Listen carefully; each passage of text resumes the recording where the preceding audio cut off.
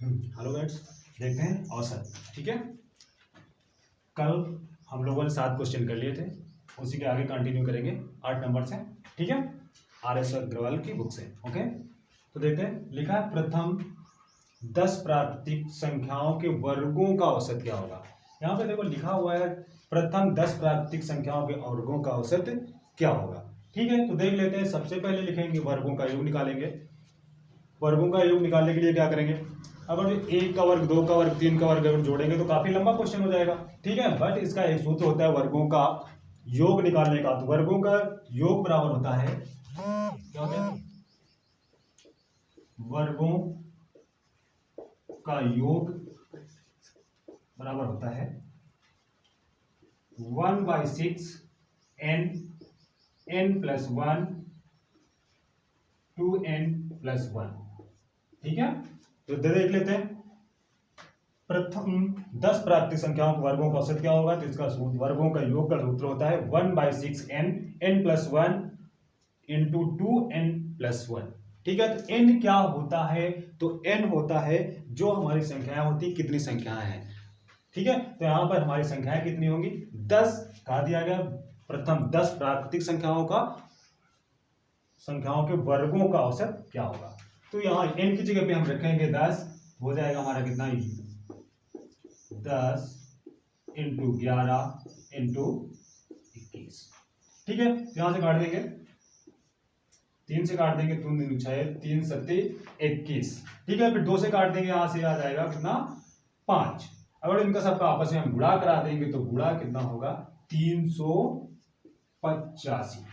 ठीक है, 11 और 5 का गुणा कराएंगे हो जाएगा 55, और 55 इंटू 7 करेंगे तो आ जाएगा हमारा कितना, 385, मतलब 385। अब आपसे पूछा क्या गया है औसत। तो अभी अभी आप लोगों ने पढ़ लिया है पहले वीडियो में, क्या होता है औसत बराबर क्या होता है, कुल संख्याओं का योग बटे कुल संख्या। तो यहां से हमारा योग निकल आया है, कितना निकला है, 385, और संख्याएं हमारे पास कितनी है, 10 हैं। तो इसका बटे कर देंगे कितना, 10 बटे कर देंगे तो कितना आ जाएगा, एक अंक बाद दशमलव लग जाएगा, तो 38.5 इसका आंसर हो जाएगा। ठीक है, तो अगर प्रथम 10 प्राकृतिक संख्याओं के वर्गों का औसत कितना होगा, तो 38.5 होगा। ठीक है, अब चलते हैं नेक्स्ट क्वेश्चन। नेक्स्ट क्वेश्चन हमारा क्या कह रहा है, यदि 25a + 25b = 115 हो तो a और b का औसत क्या होगा। ठीक है, तो देख लेते हैं। 25a + 25b = 115। तो यहां पे देखो 25 25 है, तो 25 कॉमन ले लेंगे तो हमारे पास बचेगा क्या, 25 इंटू a + b = 115। इसको काट देंगे 5 से काट देंगे तो 5 25, इसको यहां से 5 काटेंगे, 5 दूनी 10, 5 तीन 15। तो a + b बराबर हमारा कितना निकल आएगा, 23/5। तो a + b मतलब a और b का योग कितना आ गया हमारा, 23/5। बट हमें चाहिए क्या, औसत। तो औसत क्या होता है, औसत में होता है औसत बराबर होता है दी गई संख्याओं का योग बटे कुल संख्या। तो योग तो हमें मिल ही गया है, योग कितना आ गया है, 23/5। तो यहां से इसका औसत निकालना है, तो औसत बराबर आप लोग पढ़ चुके हैं। तो 23/5/2, क्योंकि 2 संख्याएं हैं, तो यहां से अगर हम पलटेंगे तो कितना हो जाएगा, 23/10। तो आंसर कितना आ जाएगा हमारा, 2.3। यही हमारा हो गया होगा, आंसर होगा। तो यहां ध्यान देना है, बस कुछ नहीं करना है, बहुत आसान तरीके से हम लोग देखेंगे औसत निकालते कैसे हैं। ठीक है, यदि 25a + 25b = 115 हो तो a और b का औसत क्या होगा। यहां से पहले हम a + b निकालेंगे कि a + b बराबर क्या होगा। तो यहां से काट देंगे तो a + b = 23/5 आ जाएगा। तो इसका औसत होता है कुल संख्याओं का योग बटे कुल संख्या। तो कुल संख्याओं का योग 2 ही संख्या है, a और b, तो इनका योग कितना है, 23/5। ठीक है, तो इसका औसत निकालेंगे तो बटे 2 कर देंगे, तो इसको हल करेंगे तो 23/10 आ जाएगा। तो हमारा आंसर कितना आ जाएगा, 2.3। ठीक है, देखते हैं नेक्स्ट क्वेश्चन क्या है। 5 संख्याओं का औसत 10 है, कौन सी संख्या जोड़ी जाए कि औसत 12 हो जाए। ठीक है, देख लेते हैं। 5 संख्याओं का औसत 10 है, कौन सी संख्या जोड़ी जाए कि औसत 12 हो जाए। ठीक है, तो अगर आपको औसत दिया हो और संख्या दिया है तो योग हम निकाल लेंगे। तो योग बराबर क्या होता है, योग बराबर होता है औसत इंटू संख्या। ठीक है, तो यहां पे देखो लिखा 5 संख्याओं का औसत 10 है, कौन सी संख्या जोड़ी जाए कि औसत 12 हो जाए। तो यहां से सबसे पहले हम यहां से देख लेंगे क्या, हमारे पास 5 संख्या है, औसत कितना है 10 है, तो 10 इंटू 5 करा देंगे तो योग निकल आएगा, कितना योग निकल आएगा 50। ठीक है, अब आगे लिखा है कौन सी संख्या जोड़ी जाए कि औसत 12 हो जाए। तो यहाँ पे थोड़ा सा ध्यान देने वाली बात है कि आपके पास पहले 5 संख्याएं थी, बट अब एक संख्या आपकी जोड़ी जा रही है। अब क्या जोड़ा जा रहा है ये नहीं पता है, बट 5 संख्याएं थी तो एक संख्या जोड़ी जाएगी तो 6 संख्याएं हो जाएंगी। जब 6 संख्याएं हो जाएंगी तो उसका औसत भी दिया है, तो औसत कितना हो जाए 12 हो जाए। तो यहाँ पे 5 संख्या औसत की जगह पे लिख देंगे 12 और संख्या की जगह पर लिख देंगे 6। तो इनको अगर करेंगे 12 इंटू और 6 का गुणा करेंगे तो प्रचंड 72 होता है, 72 होता है। तो यहां देखो आपके पास पहले कितनी संख्याएं थी, 5 संख्याएं थी, तब उनका औसत कितना था 10 था, तब इनका योग कितना निकला 50। अब क्या हुआ, औसत आपका यहां पे दिया था 12 और कहा गया था कौन सी संख्या जोड़ी जाए, तो मतलब 5 संख्याएं थी तो एक संख्या आपने कोई जोड़ दिया तो संख्याएं कितनी हो गई 6 हो गई। ठीक है, संख्याएं 6 हो गई, तो अभी योग बराबर होता है औसत इंटू संख्याएं। ठीक है, औसत इंटू संख्याएं, तो 12 इंटू 6 करेंगे तो हो जाएगा प्रचंड 72। पहले योग आपका कितना था 50 था, अब योग कितना हो गया 72 हो गया। तो कितना जोड़ा गया कि 72 आया गया, तो 22 जोड़ा गया तो 72 आया। तो आपका आंसर कितना हो जाएगा 22। ठीक है, अगर हम 22 50 में जोड़ देंगे तो औसत कितना हो जाएगा 72 हो जाएगा। ठीक है, आगे चलते हैं। नेक्स्ट क्वेश्चन है, यदि 7 क्रमागत संख्याओं का औसत 33 हो तो इनमें सबसे बड़ी संख्या क्या होगी। पहले भी कल बताया था, औसत का मतलब ही होता है मिडिल संख्या, मतलब बीच वाली संख्या। कुछ नहीं करना है, थोड़ा सा ध्यान देना है बस। औसत का मतलब ही होता है बीच वाली संख्या। तो यहां से देखो औसत हमारा दिया हुआ है 33, तो औसत का मतलब ही जो होता है बीच वाली संख्या, तो इसको 33 को हम बीच में रख लेंगे, 33 को बीच में रख लेंगे। 7 संख्या लेना तो 3 इधर बढ़ जाएंगे, 3 इधर बढ़ जाएंगे। और क्रमागत संख्या है तो यहां से कितना हो जाएगा 34 35 36, इधर पीछे चलेंगे 32 31 30। ठीक है, अब देखो हमारे पास 7 संख्याएं हो गई, उनका औसत कितना है 33 आपको दिया गया है, पहले भी बता चुका हूं। तो होता क्या है, औसत का मतलब ही होता है बीच वाली संख्या। ठीक है, तो बीच में हो गया 3 इधर 3 इधर। तो अब सबसे बड़ी संख्या पूछी गई, तो सबसे बड़ी संख्या क्या हो जाएगी हमारी 36 या 36। अगर छोटी पूछी जाती तो हमारी हो जाती कितनी 30, मतलब 30। आपसे बड़ी पूछी गई तो आपकी बड़ी संख्या हो जाएगी 36। ठीक है, अब चलते हैं हम अगले क्वेश्चन की ओर। ओके, ठीक है, तो देखते हैं 12 नंबर क्वेश्चन क्या है। 4 क्रमागत सम संख्याओं का औसत कितना है 27 है, इनमें बड़ी संख्या क्या होगी। कहा गया 4 क्रमागत सम संख्याओं का औसत 27 है, इनमें बड़ी संख्या क्या होगी। तो यहां देखो औसत का मतलब ही होता है मिडिल संख्या, मतलब बीच वाली संख्या। बट अब की बार कहा गया 4 क्रमागत सम संख्याओं का औसत 27 है, इनमें बड़ी संख्या क्या होगी। तो 27 को बीच में रख देंगे, मिडिल वाली संख्या होती है, औसत का मतलब होता है मिडिल 27। बट सम संख्याएं कहा गया है तो 2 सम संख्याएं इधर, 2 संख्याएं सम संख्याएं इधर। यहां से 28 और 30 ये सम संख्याएं इधर आ जाएंगे, तो 26 24।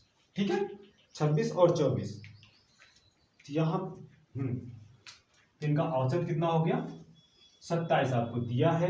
अगर इसको हम चेक करें, चेक भी कर सकते हैं, क्योंकि ये क्रमागत सम संख्याएं हैं। क्रमागत सम संख्याएं हैं तो क्रमागत सम संख्याओं में क्या करते हैं, लास्ट वाली संख्या और पहले वाली संख्या को आपस में जोड़ देते हैं, उसका बटे 2 कर देते हैं। तो यहां से देखते हैं 30 और 24 को जोड़ेंगे तो कितना होगा 54 होगा, 54 बटे 2 करेंगे तो 27 ही आता है।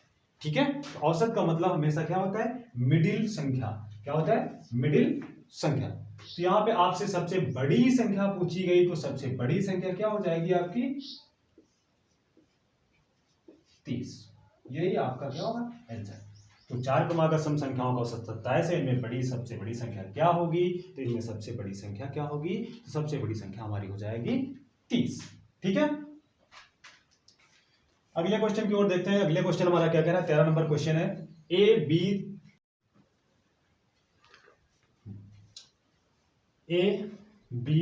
सी तथा डी 4 क्रमागत विषम संख्याएं हैं जिनका औसत 42 है। बी तथा डी का गुणनफल कितना होगा? ये पूछा गया आपसे। तो यहां पे देखो, ए बी सी तथा डी 4 क्रमागत विषम संख्याएं हैं जिनका औसत 42 है। बी तथा डी का गुणनफल आपसे पूछा गया है। तो अभी आप पहले भी सीख चुके हैं क्या कि औसत का मतलब ही होता है मिडिल संख्या, जहां पर कोई क्रमागत संख्या की बात आ जाती है। तो बीच में हम रखेंगे कितने को? 42 को। और विषम संख्या कहा गया है 4 विषम क्रमागत संख्याएं हैं। विषम संख्या 43, 45। इधर बाय पीछे आ जाएंगे, 41, 39। ये संख्याएं हमारी हो गई। पहली संख्या ए जो है 39, बी हो गई 41, सी हमारी 43 और डी 45। तो आपसे पूछा क्या गया है?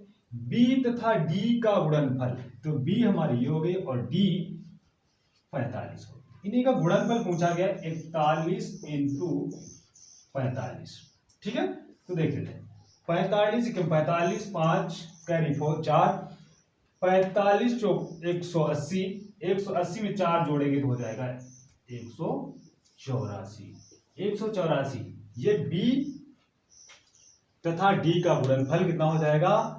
1845। ठीक है, तो ए बी सी तथा डी 4 क्रमागत विषम संख्या है जिनका औसत 42 है। बी तथा डी का गुणनफल कितना होगा? ठीक है, तो औसत का मतलब ही होता है मिडिल संख्या, तो बीच वाली संख्या। तो 42 को बीच में रख देंगे, 2 विषम संख्या उसके आगे तरफ और 2 विषम संख्या उसके पीछे तरफ। आगे तरफ बढ़ेंगे तो 43 और 45 विषम संख्या है, पीछे आएंगे तो 41 और 39 हो जाएंगे। ठीक है, इनका गुणनफल कितना हो जाएगा? बी डी का 1845, जो कि हमारा आंसर होगा। अब चलते हैं हम नेक्स्ट क्वेश्चन की ओर। ठीक है, 5 क्रमागत संख्याओं का औसत यक्स है। 5 क्रमागत संख्याओं का औसत यक्स है। यदि अगली 2 संख्याएं मिला ली जाएं तो औसत में क्या परिवर्तन होगा?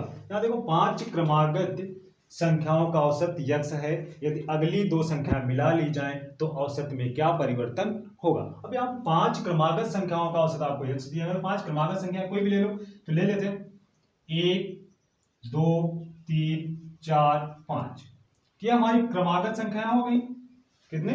5। अब कहा गया 5 क्रमागत संख्याओं का औसत यक्स है। यदि अगली 2 संख्याएं मिला ली जाए तो औसत में क्या परिवर्तन होगा? तो अगर 5 क्रमागत संख्याएं हम लें तो उनका औसत देखें तो कितना मिलेगा? 3 मिल जाएगा, क्योंकि औसत का मतलब ही होता है मिडिल वाली संख्या। तो यहां से देखेंगे औसत 3 मिल जाएगा। मगर सवाल में कहा गया यदि अगली 2 संख्याएं और मिला ली जाए, तो इसमें अगली 2 संख्या और मिला लें अगर, जो 1 2 3 4 5 6 7।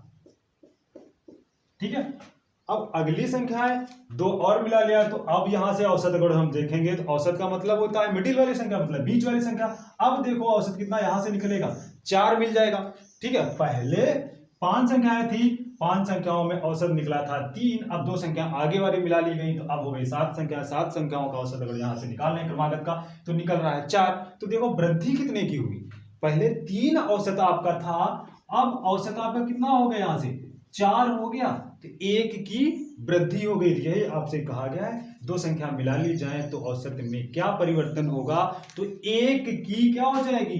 1 की वृद्धि हो जाएगी। यही हमारा आंसर होगा कि 1 की क्या होगी? वृद्धि हो जाएगी। ठीक है, अब चलते हैं आगे। देखो नेक्स्ट क्वेश्चन हमारा क्या है? 15 नंबर क्वेश्चन। क्या कहा गया है? 3 संख्याओं का औसत 7 है तथा पहली 2 संख्याओं का औसत 4 है, तो तीसरी संख्या क्या है? ठीक है, तो यहाँ देखो तीन संख्याओं का औसत कितना दिया गया है, 7 है। तो पहले योग निकाल लेंगे, तीनों संख्याओं का योग कितना होगा। तो योग निकालने के लिए क्या करेंगे, योग बराबर होता है औसत इनटू संख्या। तो पहले यहां देखो हमारी तीन संख्याएं दी हैं और औसत कितना दिया है, 7 दिया है। तो तीन संख्याओं का अगर औसत योग निकालेंगे तीनों संख्याओं का, तो कितना निकल आएगा, 7 3 21। ये तीन संख्याओं का योग आपका निकला है कितना है, 21 है। तथा पहली दो संख्याओं का औसत आपको दिया गया है 4 है। तो पहली केवल दो संख्या लेंगे, तो औसत कितना दिया दो संख्याओं का, 4, और संख्या कितनी होगी, 2, तो इनका औसत योग कितना हो गया, 8। तो यही आपसे पूछा गया तीसरी संख्या क्या होगी।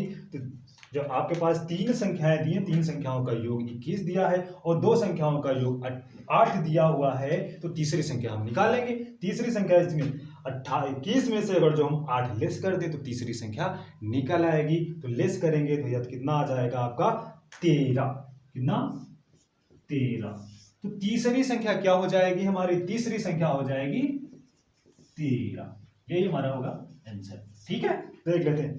तीन संख्याओं का औसत 7 है तथा पहली दो संख्याओं का औसत 4 है। तीसरी संख्या क्या होगी, तो योग बराबर होता है औसत इंटू संख्या। तो पहले आपके पास संख्याएं कितनी थी, 3 थी, औसत कितना था, 7 था। तो टोटल 3 संख्याएं थी, तो तीन संख्याओं का योग अगर हम निकालेंगे तो हो गया 21। अब यहाँ पे कहा गया तथा पहली दो संख्याएं, जो पहली आपकी दो संख्या है उनका औसत दिया गया है 4। तो औसत इंटू संख्या करेंगे तो योग निकल आएगा। तो दो संख्याओं का योग कितना हो गया, 8। अगर तीनों संख्याओं का योग है तो 21। तो तीसरी संख्या को निकालना है तो 21 में से 8 घटा देंगे, जो आ जाएगा वही आंसर होगा। तो इसमें आंसर कितना होगा आपका, 13। ठीक है, चलते हैं अगले क्वेश्चन की ओर। देखते हैं। तीन संख्याओं का औसत क्या लिखा हो, तीन संख्याओं का औसत 28 है यदि पहली संख्या दूसरी संख्या की आधी तथा तीसरी संख्या दूसरी की दोगुनी है, तो तीसरी संख्या क्या है। तो देख लेते हैं। अब कहा गया तीन संख्याओं का औसत कितना है, 28 है। तो सबसे पहले योग निकाल लेंगे, तीनों संख्याओं का योग कितना होगा। ठीक है, तो योग बराबर अभी आपने पढ़ा था, योग बराबर होता है क्या, औसत इंटू